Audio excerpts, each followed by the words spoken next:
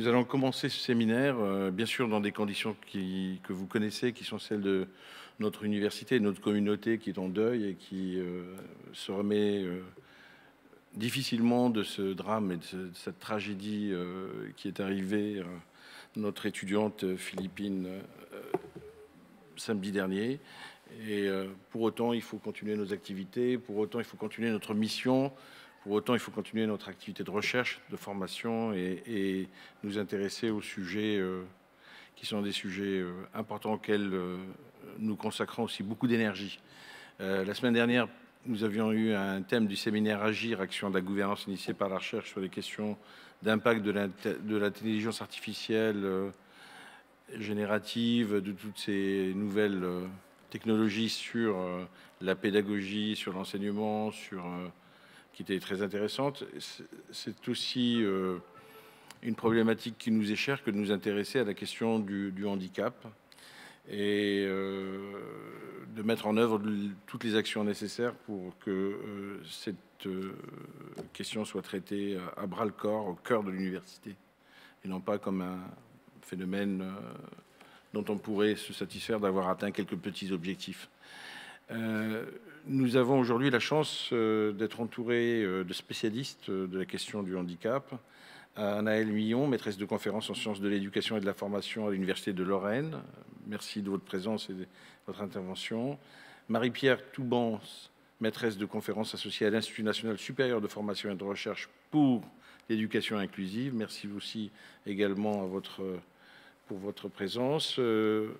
Pierre-Yves Boudot, notre collègue et ami professeur à l'Université de Paris-Dauphine, à l'IRISO, sociologue, animera par la suite des échanges avec Amélie Lecier, qui est coordinatrice handicap de l'Université de PSL. C'est un transfuge de Dauphine, elle était à Dauphine, elle est allée dans le jeu des déplacements à PSL. Merci Amélie, nous savons votre expérience sur le sujet, à Dauphine en particulier. Fatiha Naïm, qui est chargée de mission handicap à l'Université Paris-Dauphine PSL, qui a pris le relais, merci d'être présente. Malik Ndiaye, directeur des programmes Association Éloquence de la différence, bonjour aussi. Vous savez que ce séminaire à Agir, justement, c'est pour ça que vous avez cette composition des discutants, c'est un lieu de confrontation entre les travaux des chercheurs sur des sujets qui concernent la gouvernance et la manière dont les acteurs des sujets dans les universités appréhendent ces questions et réagissent. Donc c'est cette rencontre que nous aimons bien. Et à distance et en présence, vous avez des enseignants-chercheurs, des personnels administratifs, des étudiants aussi qui sont invités à discuter de ces thèmes. Ensuite, la communauté pourra interagir en questions-réponses via Teams, donc sur le fil de conversation.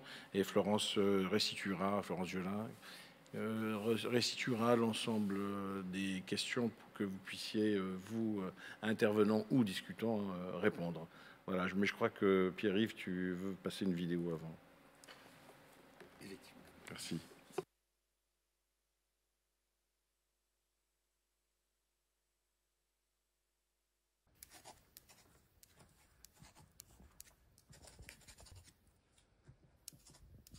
Levez les stylos, l'épreuve est terminée.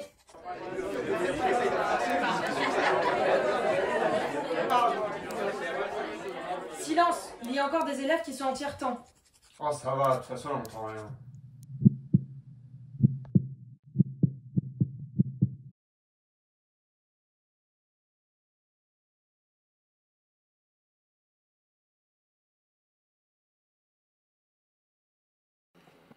Oui, bonjour à toutes, bonjour à tous ici et à distance. Donc la vidéo que vous n'avez pas complètement vue est une vidéo qui a été réalisée l'an dernier par les étudiants du Master 2 Politique urbaine, Gouvernance des territoires et du Master 2 Politique d'entreprise et responsabilité sociale dans le cadre d'un séminaire que j'anime qui s'appelle Politique des droits et qui, en lien et en coordination avec la mission handicap de Dauphine, donc Amélie d'abord puis Fatia ensuite, donc a permis à des étudiants de suivre des étudiants suivis par la mission handicap de Dauphine dans leur expérience, dans leur vécu dauphinois, c'est-à-dire à la fois sous l'angle de l'acquisition des savoirs, mais aussi sous l'angle de l'accès aux bâtiments.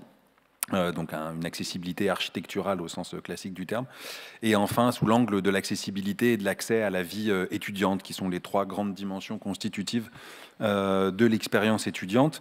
Et cette vidéo donc voulait insister sur le fait que les handicaps sont invisibles et que beaucoup de handicaps, 8 handicaps sur 10 sont invisibles, et que les dispositifs d'accompagnement qui sont mis en place, dont Amélie et Fatia nous parleront tout à l'heure, peuvent plus ou moins permettre de compenser ces difficultés, mais ne permettent pas complètement une expérience de la vie étudiante pour ces étudiants en situation de handicap qui soit comparable. Et ce travail qui a été mené pendant 2 ans par 2 promotions consécutives a montré l'ensemble des obstacles, des empêchements, des incertitudes, des mises en risque que les étudiants handicapés vivent, expérimentent au quotidien dans ces 3 facettes de la vie étudiante. Et c'est autour de cette question-là, donc de l'expérience étudiante à Dauphine, mais aussi d'une transformation de nos organisations de travail, c'est-à-dire une transformation du monde ordinaire pour qu'il puisse faire toute sa place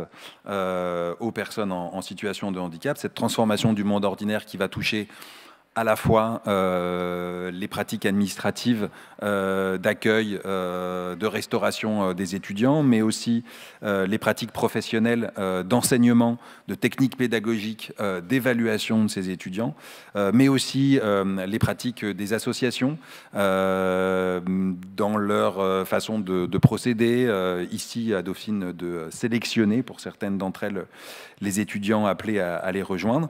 C'est un ensemble de transformations donc du monde ordinaire, et c'est bien ça que le mot d'inclusion veut dire, c'est-à-dire une transformation du monde ordinaire pour que la participation des personnes handicapées puisse être pleine et entière et ne plus rencontrer aucun obstacle. Et donc c'est pour creuser ces dimensions-là que nous accueillons aujourd'hui donc Anaëlle Milon et Marie-Pierre Toubans, que je remercie vivement d'avoir fait le déplacement et d'être avec nous pour parler de ces sujets. Alors peut-être on pourrait commencer par vous, Marie-Pierre, puisque en plus de vos fonctions de maître de conférence associé, vous avez été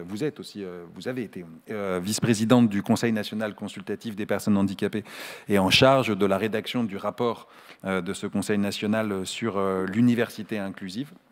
Est-ce que vous pourriez nous dire en quoi consiste, du point de vue de l'action publique, cette université inclusive ? Alors déjà, réponse effectivement, déjà bonjour à tous et à toutes pour démarrer, ravie d'être parmi vous à ce moment. Peut-être vraiment sur le fil de l'action publique, où est-ce qu'on en est, hein, pour démarrer, on reviendra plus tard sur les différents travaux que j'ai pu animer, si vous le voulez bien. Souligner que cette expression d'université inclusive, d'enseignement supérieur inclusif, est en réalité une expression assez récente, hein, y compris dans le dernier texte publié du mois de juillet 2024, donc on ne peut pas faire plus récent.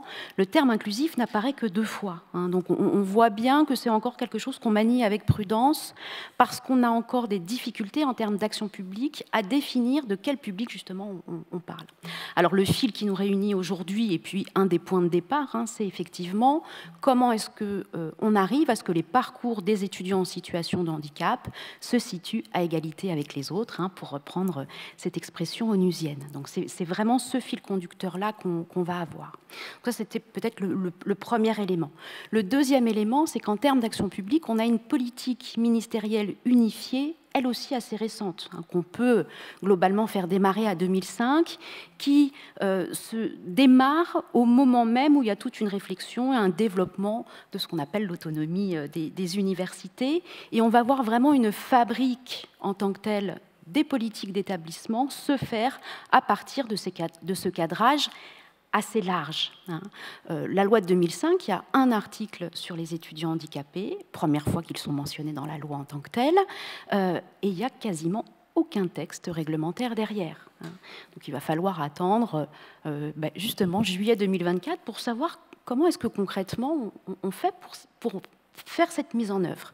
Il y a eu des chartes, il y a eu des guides, mais évidemment, une charte, un guide n'a pas exactement la même valeur qu'un arrêté, un décret ou une circulaire. Hein. Donc, il y a vraiment cette dimension-là. Après, peut-être pour ne pas être trop longue, moi, j'ai eu l'occasion de travailler sur les travaux du comité de pilotage étudiant qui se sont déroulés dès le lendemain de la promulgation de la loi de 2005, du 11 février 2005, pour voir comment est-ce qu'on pouvait effectivement articuler, puisque de nouvelles responsabilités sont attribuées, sont données aux établissements d'enseignement supérieur, comment est-ce qu'on pouvait mettre en système justement cet article pour répondre non pas seulement à l'accueil, mais bien évidemment à l'accompagnement. Le terme d'ailleurs du séminaire est particulièrement important de ce point de vue. Et quand on regarde comment les choses se sont dessinées, comment est-ce que tout ça a été mis en forme, comment est-ce que ça a été mis en musique, on voit un décalage entre les notions d'accompagnement et les notions d'accessibilité. Moi, très régulièrement, je souligne le fait que la loi de 2005 est une grande loi sur l'accessibilité. L'emploi, l'enseignement supérieur, la formation professionnelle, l'école, les transports, le numérique, tout ça, c'est dans la partie sur l'accessibilité. Mais dans sa mise en œuvre et dans la réalité des mises en œuvre, on a basculé sur une logique beaucoup plus individuelle de compensation. Y compris un des enjeux aujourd'hui, la dimension inclusive fait le lien avec cela, c'est comment est-ce qu'on opère un rattrapage entre la compensation et l'accessibilité. Alors il ne s'agit pas de réduire l'un, il s'agit d'un rattrapage de l'autre. Voilà, donc ça c'est aussi une notion importante, me semble-t-il, à avoir à l'esprit.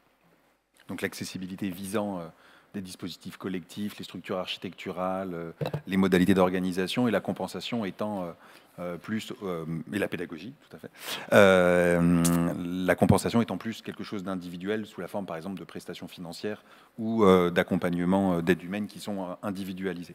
Et justement, Anaëlle, comment les étudiants, parce que c'est là-dessus que vous avez travaillé, comment les étudiants vivent-ils cette transformation? Est-ce qu'ils en ont...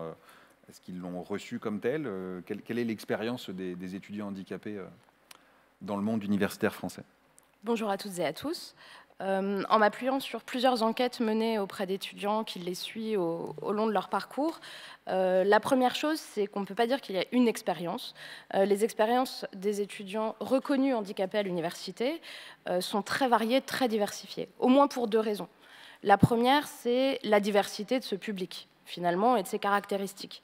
Donc, à la fois leur parcours, leur expérience scolaire, leur origine sociale également, mais aussi leurs attentes ou leurs projets, leurs ambitions vis-à-vis de l'enseignement supérieur. Finalement, qu'est-ce qu'ils viennent chercher dans l'enseignement supérieur? Quel est le sens pour eux de leurs études? Diversité des publics, mais aussi diversité des environnements d'études. L'enseignement supérieur est caractérisé par l'hétérogénéité des filières, des formations, des établissements, et donc on sait qu'en sociologie de l'étudiant, les matrices disciplinaires impliquent certaines manières d'étudier et d'être étudiant. Donc une grande diversité dans les expériences. Ces expériences, elles sont très variables selon les étudiants, mais elles peuvent aussi varier pour un même étudiant à différents moments de son parcours ou dans différents contextes. Donc il y a des expériences très heureuses, à la fois sur le plan académique, j'aime ce que j'apprends, je progresse dans les niveaux selon les normes de l'institution, et je vis une socialisation satisfaisante, je deviens progressivement membre d'une communauté qui me reconnaît comme telle, et je développe un nouveau rapport à moi-même, aux autres et au monde. Il y a d'autres expériences qui sont plus contrariées, soit concernant le travail et les activités académiques, soit concernant la participation à la vie étudiante et à la vie sociale. Pour une majorité des étudiants dans les différentes enquêtes que j'ai menées, c'est difficile de concilier les deux. Il y a un certain nombre d'obstacles et de barrières qui persistent dans l'accès au savoir, mais surtout dans la participation à l'ensemble des activités académiques et l'ensemble des activités liées à la vie étudiante. Donc, ça va concerner surtout les activités académiques en classe, telles que les manipulations, les expérimentations, les mises en pratique en général. Proposer à l'étudiant d'être juste exempté ou obtenir un corrigé ne permet pas de participer pleinement. Ça concerne l'accès à la littérature scientifique, les ouvrages, les bibliothèques universitaires, mais plus largement aussi la vie universitaire, ça a été mentionné, l'accessibilité de l'ensemble des lieux et des services dédiés aux étudiants. Donc le sport, la vie associative, mais aussi la restauration, les toilettes. Et enfin, plus largement, la vie étudiante dans et hors les murs de l'université. Les journées d'intégration, les sorties pédagogiques ou culturelles, les événements ou les soirées étudiantes, par exemple. Et on n'oublie pas tout ce qui touche aux conditions de vie en termes de logement, de transport, etc. Donc, il y a d'autres barrières persistantes qui concernent des difficultés pour faire appliquer les mesures de compensation, voire pour faire appliquer le droit à la compensation dans certaines formations ou filières, notamment les plus en tension.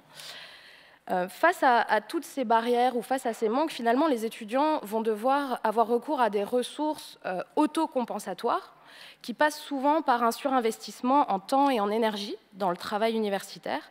Ces ressources, elles vont mobiliser aussi deux choses. Premièrement, la famille, ce qui peut paraître surprenant quand on connaît la sociologie des étudiants, parce que généralement, les familles s'effacent avec l'entrée dans le supérieur. Donc, on retrouve un investissement conséquent des parents et surtout des mères. Mais aussi, deuxièmement, la famille et les pairs étudiants, les camarades, d'où l'importance des relations sociales et des réseaux de sociabilité. Un dernier mot. Aujourd'hui, les mesures de compensation, elles insistent sur la dimension académique, ou en tout cas l'accès au savoir, en négligeant d'autres dimensions de l'apprentissage universitaire, la socialisation, la construction identitaire. Pourtant, certains étudiants viennent précisément chercher ça à l'université. Ils n'ont pas nécessairement un projet professionnel bien construit ou des ambitions intellectuelles. Ils viennent chercher un lieu pour être quelque part, parfois pour ne pas être ailleurs, un lieu de vie, un lieu pour vivre de nouvelles expériences et un lieu de transition aussi entre le monde de l'enfance et l'âge adulte. Merci Anaëlle. Donc, Marie-Pierre, on sent que l'université n'est pas encore complètement au rendez-vous, c'est le moins qu'on puisse dire, de l'inclusion des étudiants handicapés. À quel défi cette université est-elle confrontée pour réussir cette inclusion? Et est-ce qu'on a déjà identifié des catégories d'action ou des outils qui permettraient d'avancer dans cette voie-là? Merci pour cette question. Des défis, ils sont nombreux. Et je crois que ce que vient de dire Anaëlle, justement, on souligne un certain nombre. De façon assez paradoxale, avant 2005, toutes les actions qui étaient menées dans les établissements, c'était des actions plutôt menées sur la vie étudiante, l'accès à la culture, le sport, etc. Et puis, par un renversement, y compris lié à la question des parcours, et puis peut-être aussi à une réglementation qui a axé particulièrement sur la dimension académique, pour le coup, on a cette inversion qui s'est faite. Et aujourd'hui se repose la question de l'accès à la culture, de la citoyenneté étudiante, etc., parce qu'on l'a un peu laissé de côté. C'est probablement lié aussi au fait que avant 2005, c'était essentiellement des associations qui portaient, alors que là, on a des dispositifs internes aux établissements. Donc, par ces jeux-là, il y a probablement aussi des choses qui, entre guillemets, je mets des gros guillemets, ont été perdues en chemin. Donc, on voit, ça c'est peut-être le premier défi. Le deuxième, c'est, avec des termes assez classiques, quand on parle de l'enseignement supérieur, on est aussi face à un défi lié à la massification, même si on est sur une échelle plus réduite, et à la démocratisation concernant ce public particulier des étudiants en situation de handicap dans l'université. Un peu plus de 8 000, presque 9 000 en 2007, on est aujourd'hui à 59 000 étudiants. C'est-à-dire qu'y compris le dispositif qui a été pensé en 2005, il y a un moment, il y a des logiques de plafond de verre, il y a des logiques, vous le savez comme moi, on demande aux établissements d'enseignement supérieur de faire mieux avec les mêmes moyens.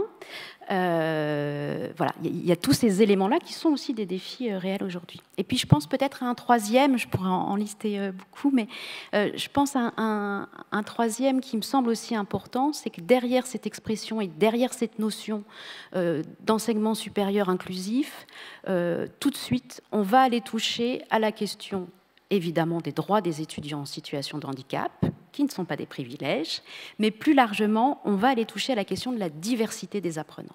Et je crois que c'est aussi cette dimension-là que parfois on a du mal à prendre en considération. Diversité des apprenants, ça veut dire qu'il faut pouvoir faire évoluer ces modes de, tout ce qu'on disait sur la transformation tout à l'heure, ces modes de fonctionnement, la pédagogie, les horaires d'ouverture, la question du distanciel.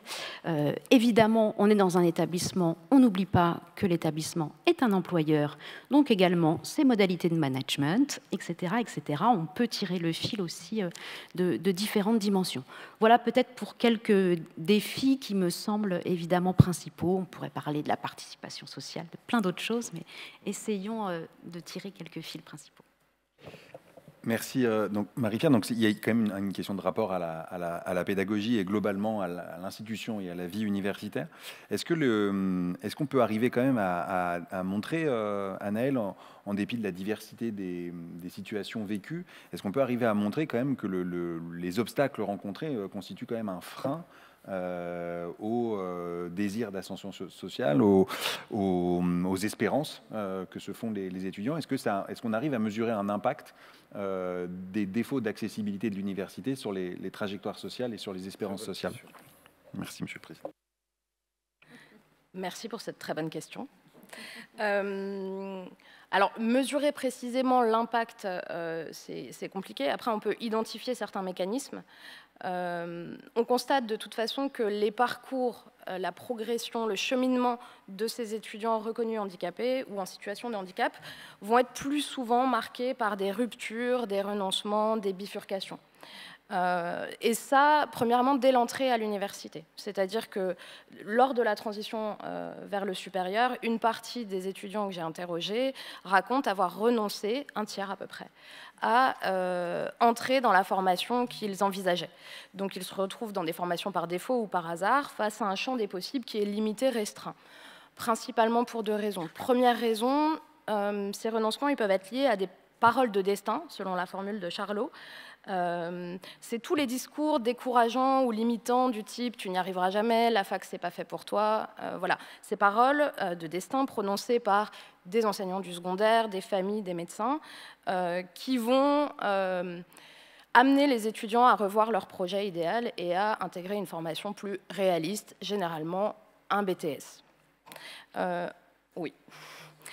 Deuxièmement, ces renoncements ils peuvent être liés aussi à des incompatibilités entre les formations visées et l'état de santé. La nécessité d'une hospitalisation à venir qui fait que je vais rester dans mon établissement régional d'enseignement adapté, qui pourra gérer mes absences, ou par exemple, je découvre, j'ai une sclérose en plaques, je découvre qu'il faut un vaccin obligatoire pour travailler en pharmaco, je ne peux pas me faire vacciner, je choisis le dernier vœu que j'avais sur ma liste et je rentre à l'aveugle, comme dirait l'étudiante, dans une formation que je ne connais pas.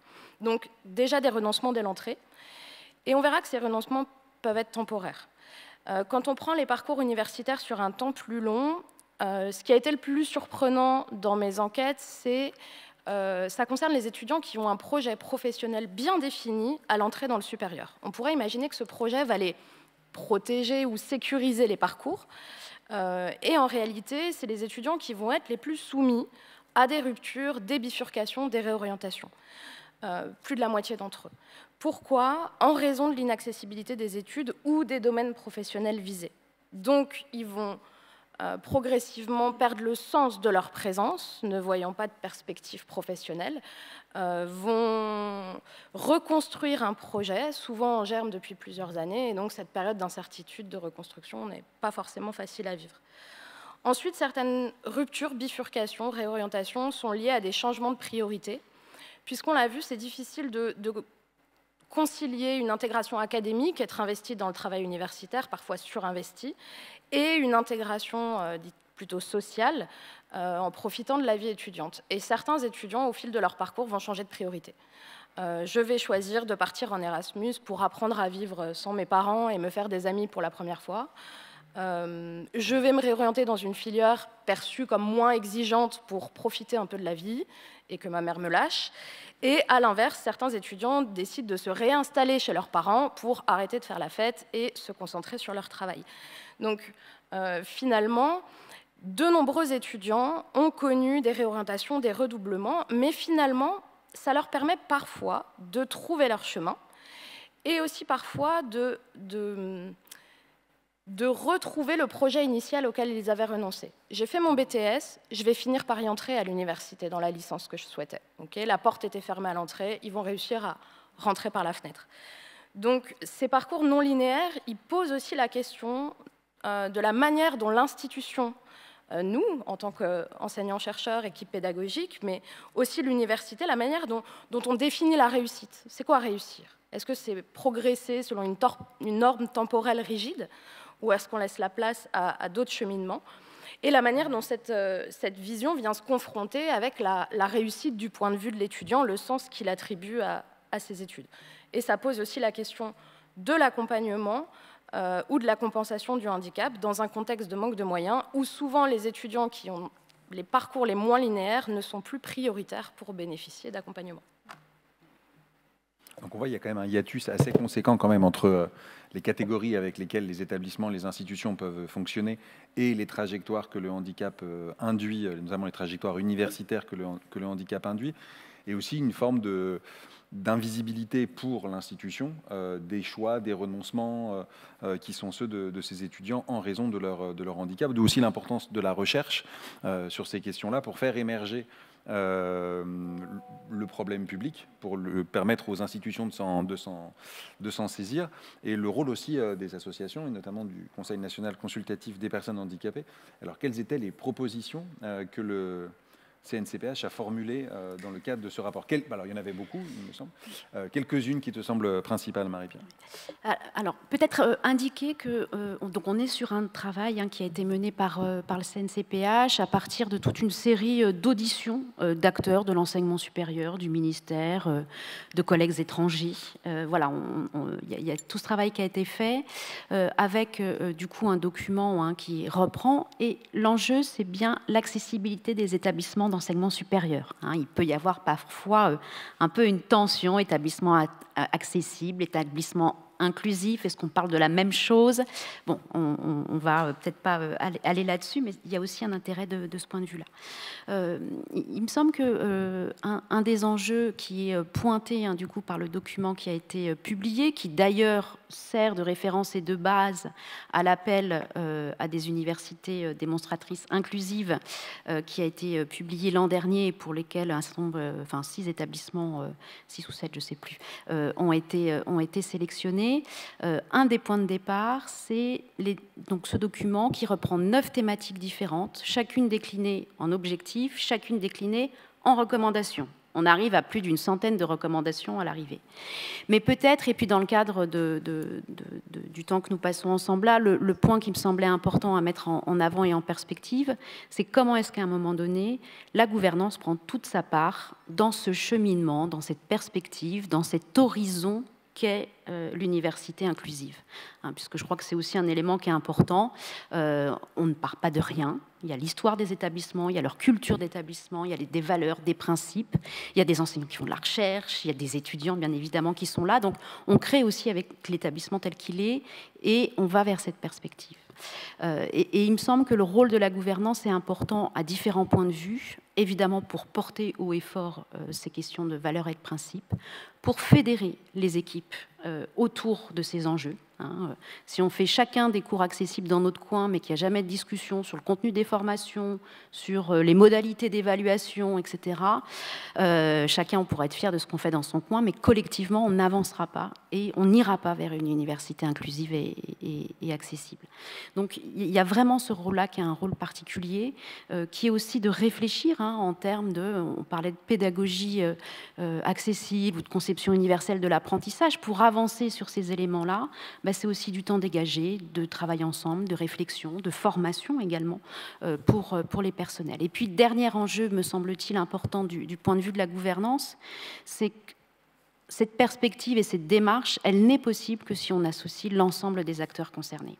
Et donc, il y a aussi de ce point de vue-là un enjeu particulier à faire avec. Voilà. Faire avec les étudiants en situation de handicap, faire avec les personnels en situation de handicap, faire avec les enseignants, faire avec le personnel administratif, faire avec les agents de sécurité qui sont à l'accueil. Voilà, il y a vraiment cette dimension-là aussi qui est un point de départ, quelque part, pour pouvoir justement avancer vers cet horizon. Et après, et ce que dit aussi le rapport du CNCPH, il y a du court terme. Il y a des choses, on se dit, on ne le fait pas parce que c'est un petit pas. Si, justement, faisons-le. Et puis, disons qu'on le fait. Et puis, il y a du moyen terme. Et puis, il y a aussi des perspectives à plus long terme. Et il faut aussi pouvoir travailler ces différentes échéances pour pouvoir avancer ensemble. Merci. Une dernière question, Anaëlle. Est-ce qu'on sait quelque chose sur le destin de ces étudiants handicapés après l'université? Mais tu peux demander l'aide d'une amie si tu veux quelque chose sur cette réponse, parce que je sais que le sujet est peu travaillé finalement. Oui, je ferai peut-être appel à une amie, j'utiliserai mon joker pour compléter. On a peu d'éléments. On en discutait préalablement. La dernière enquête, c'est la thèse de Michael Ségon, elle a 10 ans, qui s'intéresse notamment à la question du recours à la reconnaissance de qualité de travailleurs handicapés, et donc cette question du dévoilement. Il a d'ailleurs intitulé sa thèse « Sociologie d'une case à cocher », puisqu'effectivement, l'entrée dans le monde professionnel va poser de nouvelles questions en termes de dévoilement, de reconnaissance. Moi, j'ai quelques éléments à apporter plutôt sur la fin du parcours d'étudiants, et donc cette inquiétude qui est grandissante chez la quasi-totalité des étudiants de mes enquêtes, cette inquiétude grandissante pour l'insertion professionnelle. Elle va grandir au fur et à mesure de leur parcours. Et alors, on peut repérer différentes stratégies. Une partie des étudiants va mettre en place des stratégies de ciblage de la fonction publique, qui est considérée comme plus accessible et moins soumise que le secteur privé aux exigences de rentabilité, de performance, de compétitivité. En tout cas, la majorité des étudiants interrogés, une fois avancés dans leur parcours, ils aspirent à trouver un vrai boulot, je cite, avoir un métier stable, un vrai travail avec de vraies missions, en refusant d'être recrutés pour ce qu'ils appellent la vitrine ou pour remplir des quotas. L'emploi va être perçu comme le premier vecteur de participation sociale. Ils visent souvent un idéal, tel métier dans tel domaine, mais ils admettent être prêts à prendre quasiment tout ce qui se passe. Un dernier point, ces aspirations professionnelles, elles vont s'accompagner bien souvent d'autres aspirations qui sont liées aux conditions de vie, à l'entrée dans la vie d'adulte, obtenir un logement indépendant, la question de la mise en couple, d'une éventuelle vie de famille. Et lorsque l'incertitude domine, justement, quant à cette insertion professionnelle, ou que ça fait trop peur, de plus en plus d'étudiants, en avançant dans leurs études, vont déployer des stratégies d'étirement du temps des études pour rester étudiants le plus longtemps possible et, comme le dirait un des enquêtés, jouer la carte de la montre.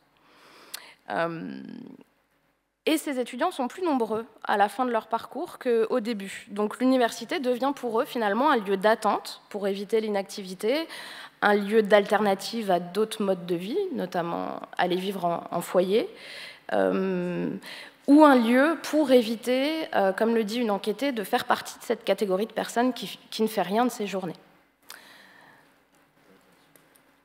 Marie-Pierre, tu avais un chiffre très inquiétant dont nous parlions en attendant que le séminaire commence, un sondage IFOP. Oui, avec un certain nombre d'organisations et d'organismes en 2021, en vue de la semaine pour l'emploi des personnes handicapées, il y avait eu une enquête menée par l'IFOP avec un panel de jeunes de 18 à 30 ans, donc qui permettait de comparer. Un peu plus de 900 jeunes en situation de handicap avaient répondu. Alors, bon, si vous êtes intéressés, je vous invite évidemment à aller consulter. Il y a vraiment énormément de choses qui ont émergé, mais il y a un des chiffres que je voulais partager avec vous.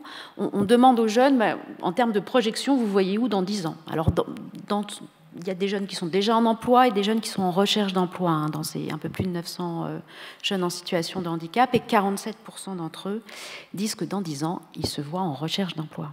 Hein, donc, y compris ceux qui sont en emploi à ce moment-là, la question du maintien dans l'emploi est vraiment un sujet qui se pose, et je pense que ça doit évidemment tous et toutes nous interroger aussi sur, comment dire, l'avenir et la façon dont les jeunes envisagent l'avenir et comment est-ce que les établissements permettent de réassurer aussi en termes de transition, en termes de connaissances, de compétences ces jeunes par rapport à leur parcours d'insertion professionnelle et de transition vers la vie professionnelle.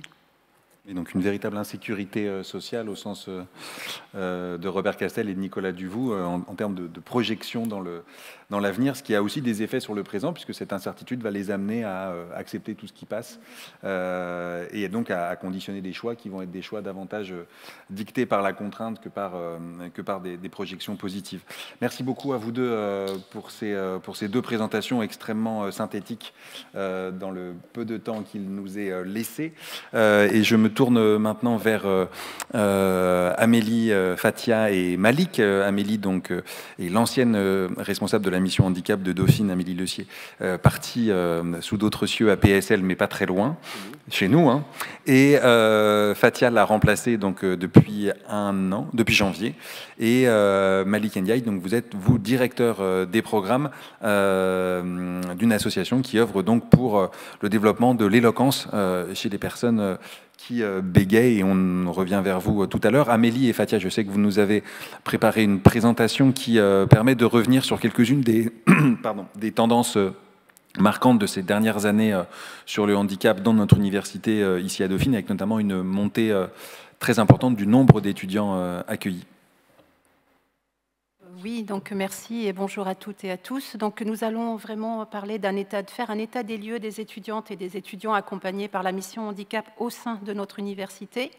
Donc vous pouvez constater que nous avons un nombre exponentiel d'étudiants accompagnés par la mission handicap. Entre 2020 et 2021, nous sommes passés de 134 étudiants à 305 étudiants accompagnés sur l'année 2023-2024. Donc ces étudiants, la répartition des étudiants par niveau de formation, donc pour rappel, lorsqu'on fait un plan d'aménagement, on le fait tout le long du cursus universitaire et tout le long de l'année universitaire. Donc nous avons de la licence au Master 2 avec, comme vous pouvez le relever, 67 étudiants sur la licence 3 en 2023 et 2024 et 79 étudiants en Master 1. Sur la répartition par département de formation, nous avons essentiellement beaucoup d'étudiants issus du LSO, 222 étudiants et 102 étudiants sur le MSO. De ce fait, cette répartition par typologie de handicap, alors elle est très variable et très variée. Nous avons des troubles du neurodéveloppement avec 117 étudiants, plus 65 étudiants ayant des maladies dites invalidantes, donc tout ce qui est cancer, diabète, maladie de Crohn. Nous avons 18 étudiants ayant un handicap physique. Nous avons 14 étudiants ayant des troubles dyslexiques, tout ce qui est troubles dysorthographie, dysprasie. Et nous avons 7 étudiants ayant des incapacités temporaires, c'est ce qu'on appelle, nous, les accidents un peu du quotidien pour des sportifs, des accidents domestiques, etc., que nous prenons également en considération. Donc, sur l'aménagement des études, plus spécifiquement à Dauphine, donc nous avons des plans d'aménagement.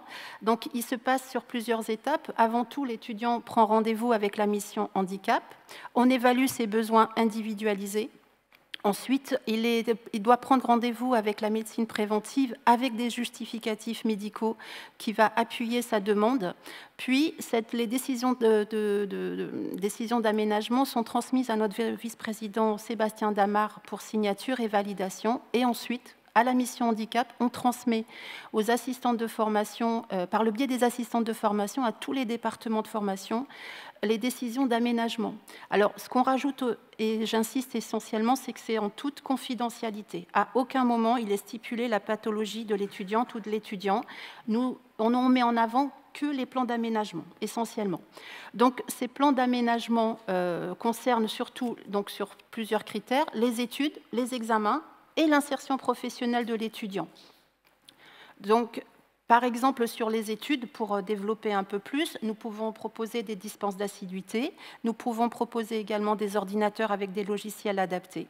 Sur les examens, l'étudiant peut bénéficier d'un tiers-temps, d'un ordinateur avec des logiciels spécialisés par rapport à son handicap et adaptés.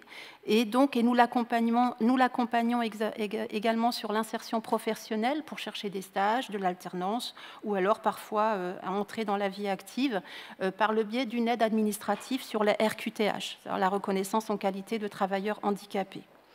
La mission handicap ne travaille pas seule, on travaille en totale collaboration avec différents services, avec les équipes pédagogiques, avec le Career Center qui est un service d'insertion professionnelle, avec l'assistante sociale du Crous et le service de l'action sociale pour tout ce qui est soucis financiers, logement, etc.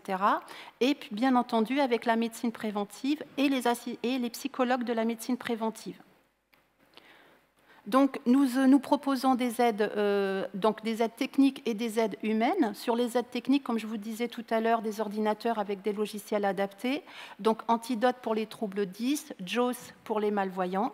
Nous avons des supports de cours. Nous avons aussi une mise en accessibilité de Brickfield sur Moodle pour tous les étudiants qui bénéficient d'un aménagement. Nous avons des claviers et des souris adaptés. Et nous proposons également, pour certains, des casques anti-bruit, des bouchons d'oreille ou une salle isolée pour pouvoir étudier. Nous avons également des aides humaines par le biais de secrétaires d'examen, de mentors, de tutorats, ainsi que des assistances au déplacement et à l'assistance à la prise de notes. Donc, ensuite, au sein de Dauphine et de l'université, nous travaillons sur un schéma directeur pluriannuel du handicap. Et ce schéma directeur, donc, nous sommes au notre 3e schéma directeur qui a été adopté par le conseil d'administration le 7 novembre 2022. Et le mot-clé de ce schéma directeur, c'est vraiment que le handicap doit faire partie de la communauté dauphinoise et doit être l'affaire de tous. Ce schéma directeur est basé sur 5 axes prioritaires, dont l'axe 1, je vais les citer pour en prendre connaissance, c'est l'accueil et l'accompagnement des étudiants jusqu'à l'insertion professionnelle. L'axe 2 sur l'accessibilité du campus et du numérique. L'axe 3 sur l'information, la sensibilisation et la formation de la communauté dauphinoise, l'axe 4 sur l'intégration du handicap dans la recherche et la pédagogie, et pour finir, l'axe 5 sur le recrutement et l'accompagnement des personnels en situation de handicap, en lien bien entendu avec la DRH. Donc, ce projet d'établissement est un projet ambitieux, collectif et sécurisé, surtout collectif parce que il y a eu énormément de l'ensemble de la direction a été partie prenante de tout ça. Nous avons eu 70 contributeurs. Pour exemple, il y a eu quelques notions notables sur la réalisation du schéma directeur, par la réalisation d'une fiche procédure systématiquement transmise aux enseignants hors de la transmission des décisions d'aménagement. Pour rappel, aujourd'hui, c'est devenu vraiment quelque chose de très très clair et de très fluide entre la mission handicap et les départements de formation. Nous avons intégré donc le logiciel d'accessibilité Brickfield sur Moodle. Nous avons amélioré également la signalétique et proposé une salle de travail accessible à la bibliothèque. Nous avons l'accès de la salle B046 qui est une salle aménagée et isolée pour les examens et certains étudiants en bénéficient pour aller travailler également.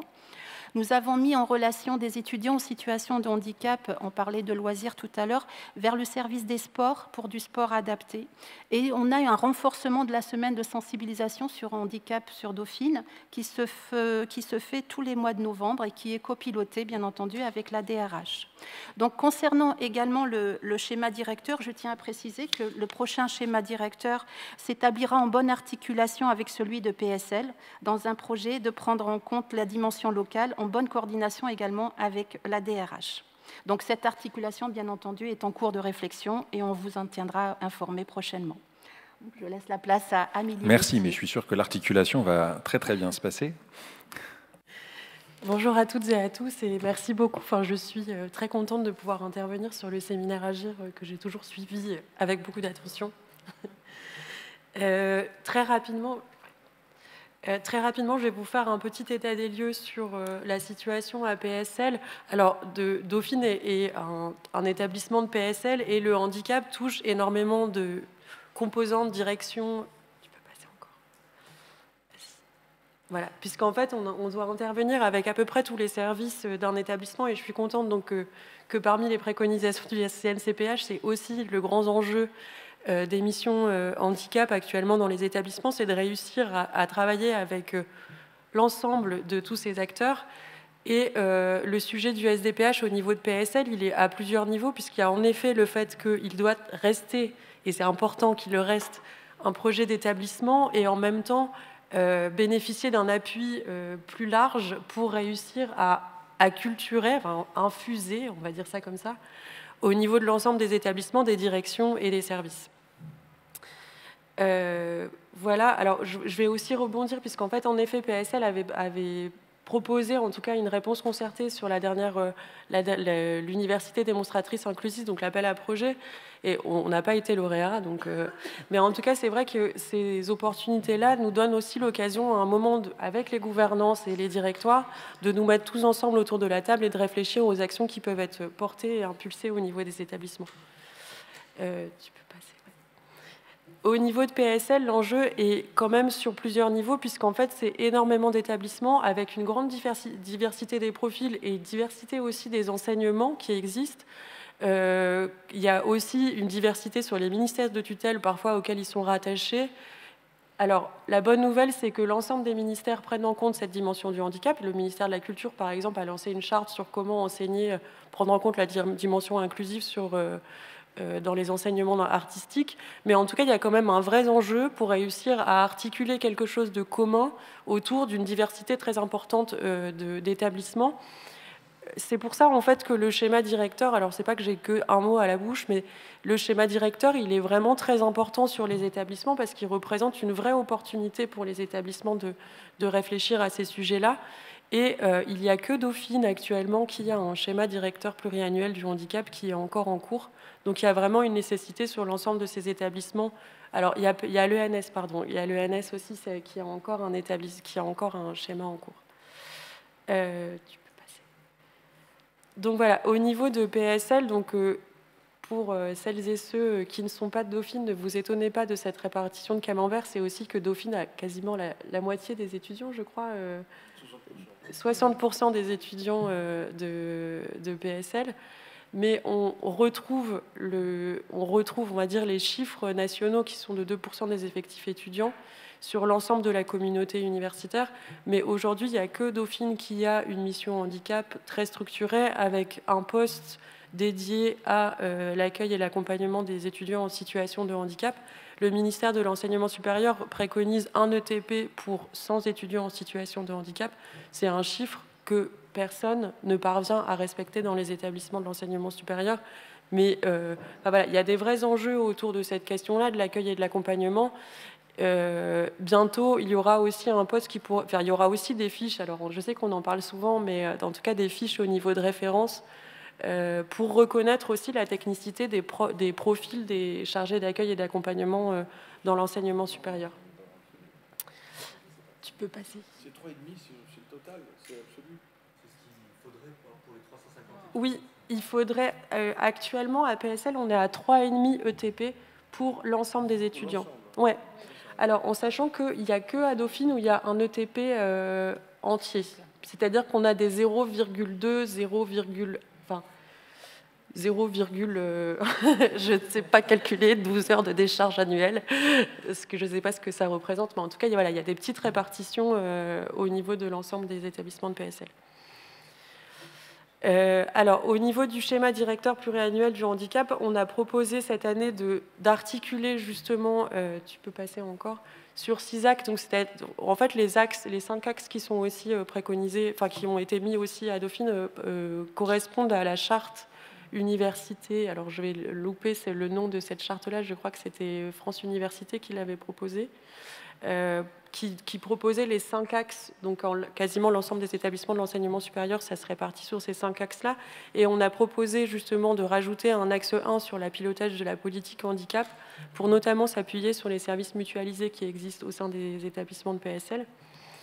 Donc tu peux passer, je vais aller vraiment très très vite là-dessus, mais donc moi je suis arrivée en poste le 1er novembre et c'est ma mission principale, donc j'ai la chance d'être entièrement dédié à la question de l'articulation des politiques handicap au niveau de PSL. Tu peux passer encore. Et en fait, l'idée, et là je suis contente aussi que ça a été cité dans les interventions d'Anaëlle et de Marie-Pierre, c'est en fait d'intervenir partout. Alors il y a énormément de groupes de travail, de comités, etc. au niveau de PSL qui sont des espaces de construction par service. Il y a la formation, l'innovation pédagogique qui sont des sous-groupes parfois de groupes, la stratégie des services en appui, le GLAM, alors j'ai gardé son nom mais c'est juste parce que je trouve ça rigolo, c'est le service de documentation, le groupe de travail communication, enfin voilà, je ne vais pas tous vous les citer, mais l'idée en tout cas c'est d'aller dans l'ensemble des espaces de travail inter-établissements parce que en fait, les référents et référentes handicap ne peuvent pas intervenir tout seuls au niveau de leur établissement et ils ont besoin aussi de réussir à identifier des équipes locales comme ce qui a pu se faire au niveau de Dauphine et voilà, qui avait bénéficié aussi d'un appui et d'un support politique vraiment très important à Dauphine pour que ça puisse se faire. L'idée, c'est de continuer à un autre échelle. Voilà, tu peux passer très rapidement parce que je voulais quand même laisser la parole ouais. Donc voilà, juste pour le dire en 2 mots, en fait, en effet, on a beaucoup de services mutualisés. Il y a le service de santé qui est un service commun sur lequel on s'appuie pour réussir justement à homogénéiser et aussi à mettre des procédures claires comme ce qui a été fait à Dauphine sur quelles sont les procédures pour un étudiant, une étudiante en situation de handicap, mais aussi de les prendre à un autre niveau sur l'accessibilité par le centre d'innovation pédagogique, par le sport adapté, par la question du logement, puisqu'en fait on a des logements PMR mais qui ne respectent pas toujours la chaîne de déplacement et qui ne permettent pas toujours aux étudiants et étudiantes d'y accéder, au niveau de la formation des équipes pédagogiques et administratives. Et l'idée, c'est aussi, par exemple, sur le déploiement du dispositif Atibi Friendly, d'homogénéiser en tout cas les pratiques au niveau des établissements pour acculturer l'ensemble des équipes pédagogiques et administratives. Alors j'essaye d'aller vite parce que je vois le temps qui défile.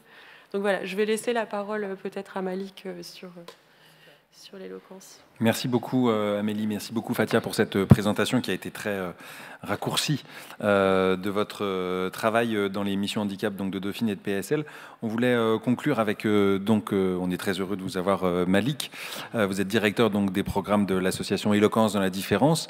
L'université a été pour vous à la fois un lieu de discrimination, puisque vous avez eu une expérience extrêmement négative, et aussi actuellement Dauphine est un lieu dans lequel Éloquence dans la différence vous permet de monter un certain nombre d'actions.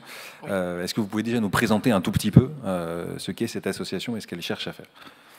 Tout à fait.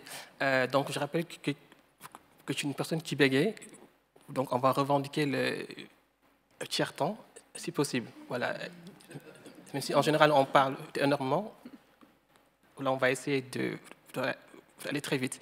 Donc je rappelle que l'université nous accueille voilà 5 ans sur tous nos programmes, donc on vous en remercie. Alors, pour répondre à votre question, nos programmes s'adressent à des personnes qui sont en situation de handicap, des visibles ou invisibles aussi. Donc l'intérêt, c'est quand même de réussir à changer les regards sur le handicap qui n'est pas que physique. Souvent, le regard se porte sur le fauteuil roulant, les personnes non-voyantes avec la canne. Donc, on va restreindre le handicap à son aspect physique. Donc, nos programmes, en fait, visent à montrer qu'il y a plusieurs typologies de handicap qui, souvent, ne sont pas reconnues tout d'abord par les personnes elles-mêmes. Si je reprends l'exemple des personnes qui bégayent, la moitié ne se reconnaissent pas en situation de handicap, ce qui peut avoir un impact d'abord sur l'information, par exemple sur le tiers-temps et également sur la RQTH.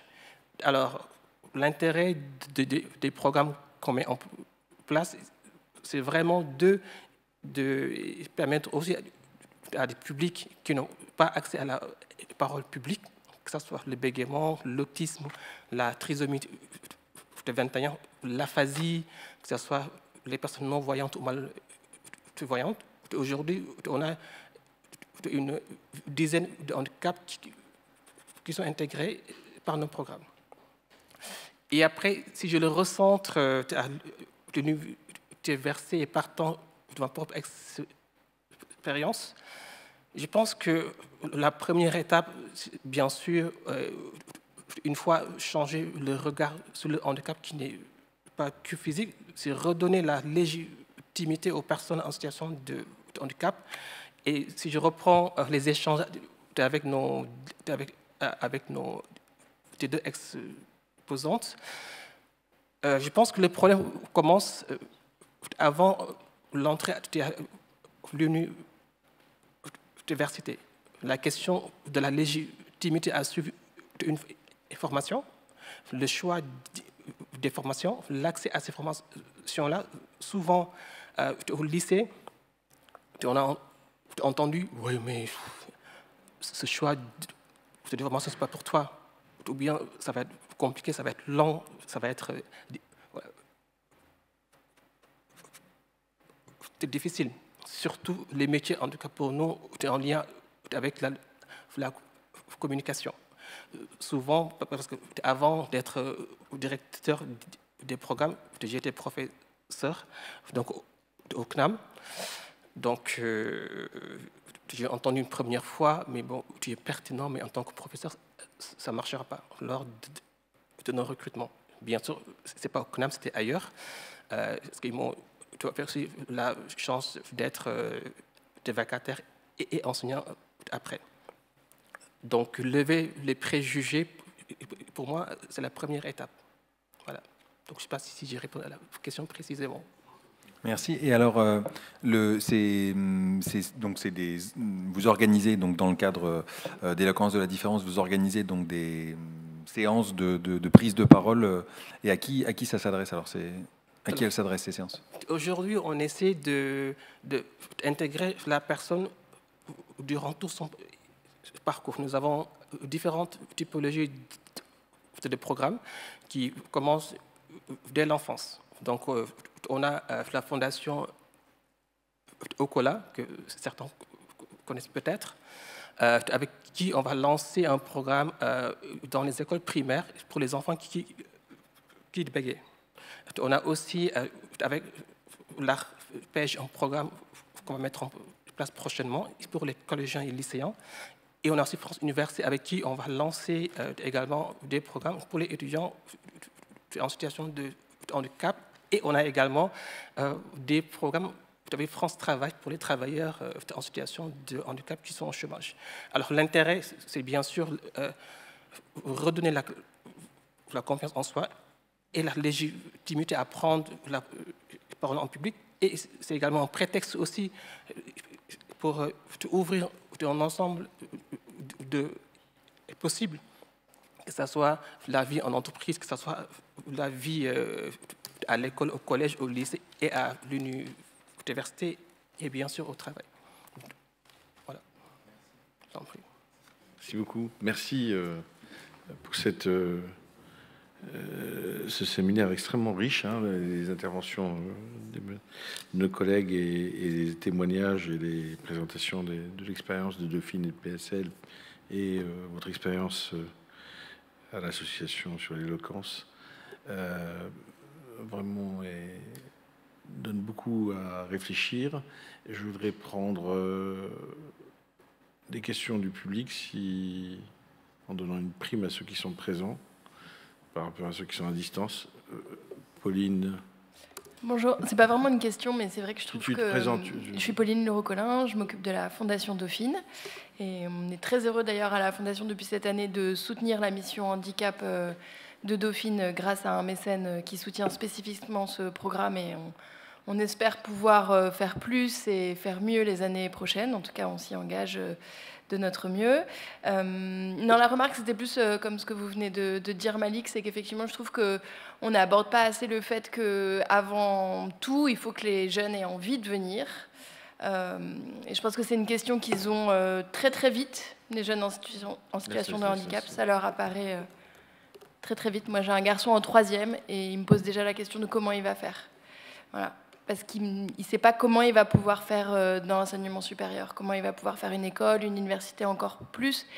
Et alors c'est un peu personnel, hein, désolé, mais y compris en tant que parent, c'est vrai qu'on se pose vraiment cette question. Et je trouve aussi que ça, voilà, qu'on a envie d'avoir des éléments sur les sites, etc., de rencontres, de premières.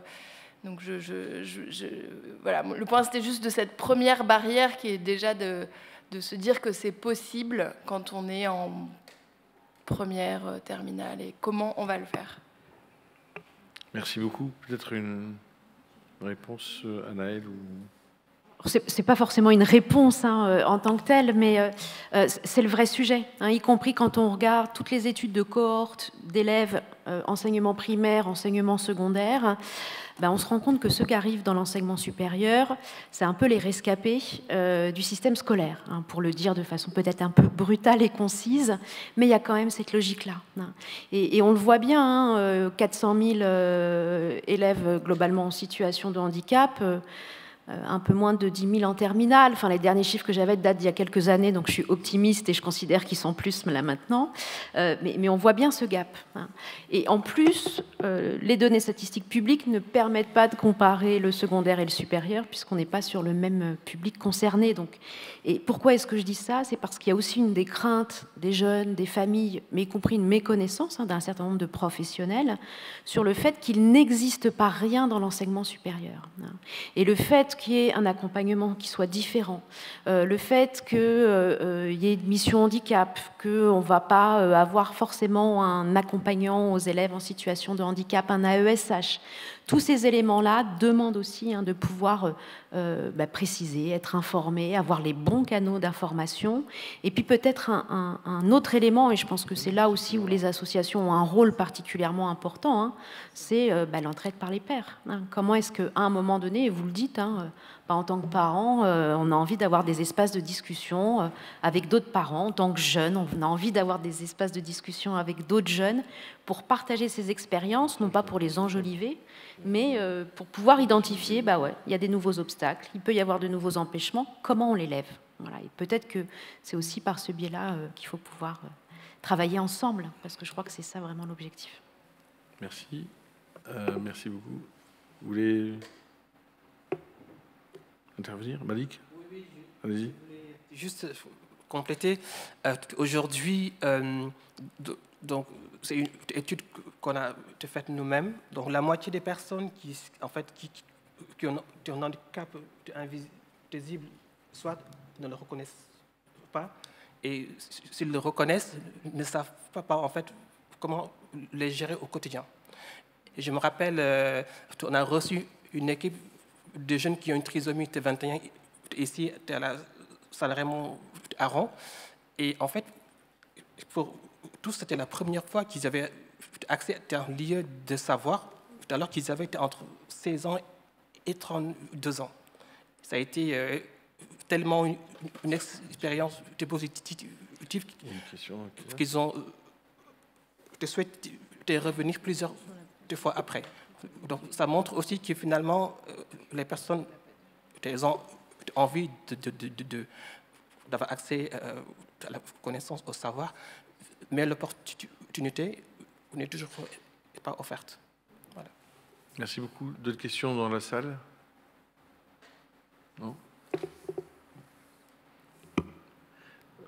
Une question à distance? Oui, juste une question, mais je pense que vous l'avez déjà un peu abordée. C'était juste pour revenir sur la procédure exacte pour être reconnu étudiant en situation de handicap, en fait, aujourd'hui à l'université. Qu'est-ce qu'il faut faire concrètement? Donc, une fois que l'étudiant est inscrit au sein de notre université, il prend rendez-vous avec la mission handicap. Donc là, on a un entretien en individuel avec l'étudiant qu'on oriente vers la médecine préventive. Il doit présenter un justificatif médical. Dans le cadre du secret médical, ce document il est transmis qu'au médecin et pas à la mission handicap. Et ensuite, on établit un plan d'aménagement selon ses besoins. Donc, quelle que soit sa difficulté, on est là pour répondre aux besoins des aménagements, pour lui permettre une bonne formation et qu'il suive son cursus dans ce projet d'être en égalité avec les autres, parce que c'est ce que je leur dis à chaque fois quand ils viennent dans nos bureaux, c'est que vous avez peut-être un handicap, mais il faut qu'on pallie à ce petit écart, et nous, on est là pour répondre à ça. Ensuite, cette décision d'aménagement est signée par notre vice-président, qui est transmise donc, par le biais des assistantes de formation au département, et donc comme ça, les enseignants sont informés de la procédure d'aménagement pour cet étudiant. Merci beaucoup. Tu veux dire un mot pour conclure? Non, moi je remercie beaucoup toutes les intervenantes et intervenants ce séminaire Agir. Je pense qu'on a entendu ici beaucoup d'éléments qui relèvent à la fois de la compensation individuelle, c'est-à-dire de tout ce que l'université est pour l'instant en mesure de faire et a l'habitude de faire, parfois aussi de façon un peu routinière. Ça veut dire qu'on a beaucoup eu l'occasion d'en discuter avec Amélie l'année dernière. Le tiers-temps n'est pas du tout la solution qui convient, et qu'il y a d'autres formules, et que plus ces formules sont collectives, en fait, plus la participation de l'étudiant à la vie étudiante sera facilitée, sans être nécessairement fluide et parfaitement égale à celle des autres, mais en tout cas, elle pourrait être facilitée, et donc il y a quand même un engagement collectif à prendre en tant qu'organisation de travail, en tant qu'organisation universitaire, en tant qu'espace de vie. Il y a un engagement collectif à prendre sur la transformation de nos méthodes de travail, d'enseignement. C'est des choses qui... On a parlé un petit peu de pédagogie, mais c'est des choses qui nous concernent, nous, en tout cas moi, enseignant au premier titre, et sur lequel je ne suis pas plus meilleur que d'autres. Mais voilà, on a un engagement collectif à prendre, et c'est cette transformation collective qui, in fine, je pense, donnera envie et espoir aux enfants actuellement en troisième de se dire, en fait, il y a un possible après le bac, mais ça part des responsabilités des institutions qui sont actuellement en charge. Merci beaucoup, Pierre-Yves. Alors, Pierre-Yves Baudot aussi, vous voulez intervenir ? Non, ça va, tout va bien. J'ai suffisamment la parole, et puis je la prends trop, il faut, au contraire. Puis, voilà. Merci beaucoup, merci pour votre aide. Je voulais vous dire que Pierre-Yves Baudot avait aussi été chargé d'une mission d'études d'impact sur le handicap, sur l'activité justement dans son ensemble, et sur l'impact que les actions menées ont à Dauphine. Voilà. Et c'est quelque chose qui te préoccupe beaucoup, y compris en termes de recherche. En termes de recherche. Voilà, mais pas seulement. En tant qu'enseignant aussi. En tant qu'enseignant aussi, et en tant que citoyen. Et en tant que citoyen. Voilà, comme ça. Puis je voudrais remercier Arnaud Mias, qui est le vice-président en charge de la responsabilité sociale universitaire, qui est le moteur de tout donc pour pousser, pour impulser cette politique RSU qui est très large, mais qui comprend aussi la question du handicap, et qui travaille en étroite relation avec Christine Vicens, qui vient de partir, mais aussi toutes les équipes présentes ici. Et je voulais lui laisser le dernier mot. Ça, c'est vache. Je suis resté silencieux. Bon, en tout cas, je repars avec beaucoup de notes de cette séance, et je pense que c'est très utile. C'est très bien aussi qu'il y ait une captation vidéo de ces échanges, parce que ce sont des choses qu'il faut communiquer. Ce séminaire, il est conçu pour éclairer l'action de la gouvernance, Agir. C'est les actions de la gouvernance initiées par la recherche. Mais on voudrait aussi que ça puisse aussi être un support communiqué à l'extérieur, repris ailleurs. Donc voilà, si ce séminaire peut être aussi utile en dehors des murs de Dauphine et au-delà de PSL, tant mieux. En tout cas, merci à toutes et tous de votre participation aujourd'hui. Merci à tous les participants, merci Arnaud, et puis merci à la direction de la communication, et toute notre bienveillance à l'égard des petits couacs qui ont eu lieu au départ, qui nous ont retardés, mais nous sommes des gens bienveillants. Voilà. Merci et très bonne semaine à toutes et à tous, et puis à très bientôt, et merci aux participants à distance.